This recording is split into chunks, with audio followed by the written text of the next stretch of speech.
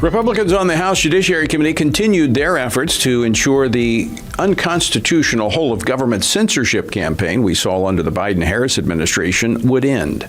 USAID is just a tiny piece of the censorship machine Michael and I saw across that long list of agencies. Collectively, they've bought up every part of the news production line: sources, think tanks, research, fact-checking, anti-disinformation, commercial media scoring, and when all else fails, straight-up censorship.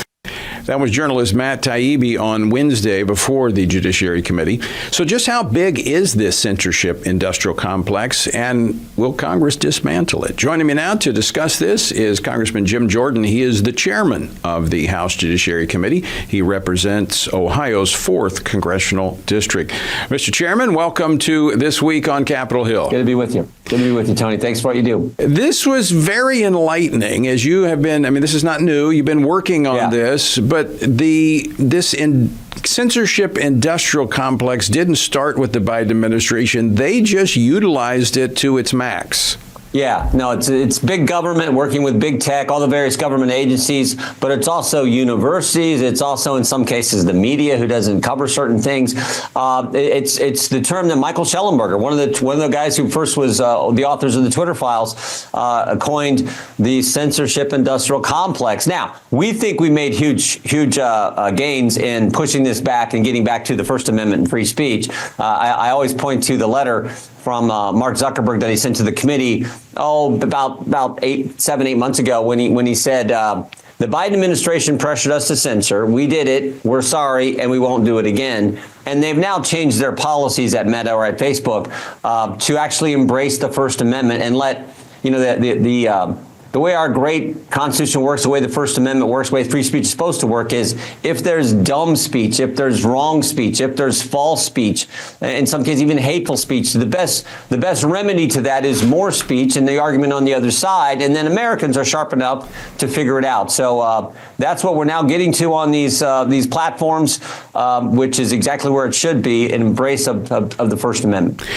Chairman Jordan, when we looked at this during the Biden-Harris administration, we got reports. We knew this was happening. We've had some state attorneys general that have been involved in this, suing all the way to the Supreme Court. And it sounded as if, this was the White House calling these social media platforms to get them to censor speech, which they did. But in the testimony coming out of your committee, I mean, this is a whole of government. I mean, you had the USAID, you had the National Science Foundation, all of them funding outside groups to censor speech they disagreed with. Yeah, and remember what they tried to do. They really tried to formalize it in a direct way when they attempted to set up the Disinformation Governance Board at the Department of Homeland Security, as if they were going to create some bureaucrat agency that could tell you what's okay to say, what's not okay to say. That is not how America works. And it got so bad. We had RFK Jr., Tulsi Gabbard. I invited him in to testify. I always joke. I said I took heat for that a couple years ago in the last Congress when people were saying, "What's Jordan doing, inviting in Democrats to testify?" But when they came in, they came in to defend the First Amendment. And the hearing we had, think about this, the hearing where we had RFK Jr. testify, the Democrats made a motion to go to executive session, which is, Tony, you kick everyone out of the room and no one be in there except the members. So think about this. They made a motion to go to executive session so no one could hear what RFK Jr. was going to testify to in a hearing about censorship. I mean, you can't make this stuff up. So that's how pervasive it had become with the left. Embracing this idea that, big government's smarter than we, the people, and we're going to tell people what is misinformation, disinformation, malinformation, and we're going to have a disinformation governance board. It was moving in that direction. Now, here's the scary thing. Well, the good thing is we believe we have largely stopped it.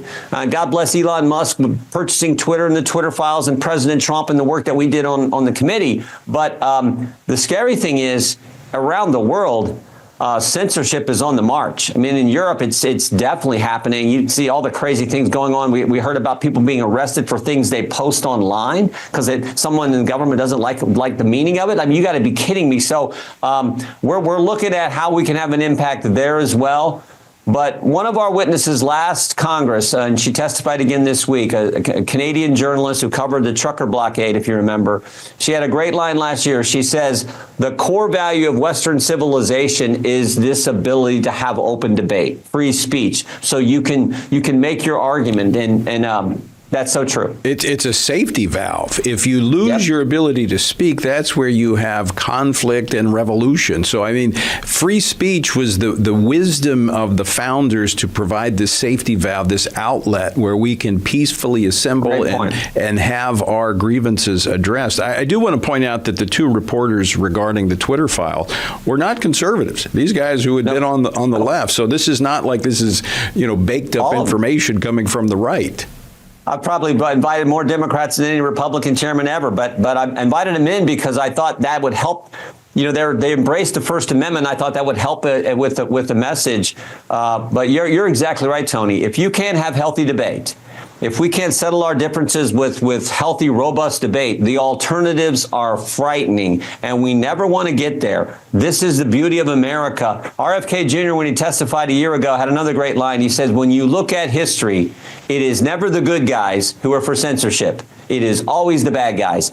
And that's we got to keep that in mind and make sure we fully embrace and have this robust First Amendment free speech rights that we enjoy as Americans. So now that it's been exposed and agreements have been made with, you've brought around, they've seen the light, many of these social media platforms like, of course, Twitter has been purchased by Elon Musk, even Facebook.